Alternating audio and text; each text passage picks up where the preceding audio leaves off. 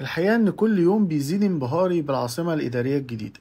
فمش بس البوابات الكبيرة جدا والجميلة جدا اللي بتميز العاصمة الإدارية الجديدة، لا كمان ده في مسجد مصر الكبير. مسجد مصر الكبير، المسجد اللي تكلفته 45 مليون دولار، واللي قامت على تنفيذ المشروع ده هو شركة المقاولون العرب. مسجد ارتفاع المأذنة بتاعته 140 متر، وفي ساحة انتظار ل 3000 عربية، وفي 10 بوابات، وفي 30 مصعد كهربائي لصعود المصلين.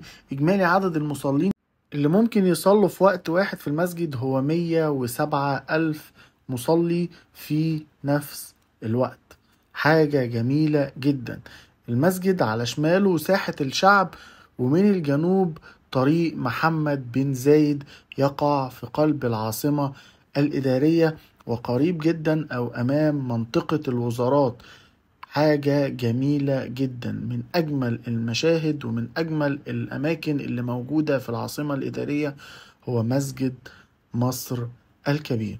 تحية لحضراتكم، وما تنساش لايك وشير، وابعت الفيديو ده لكل الناس علشان يتفرجوا على عظمة مصر.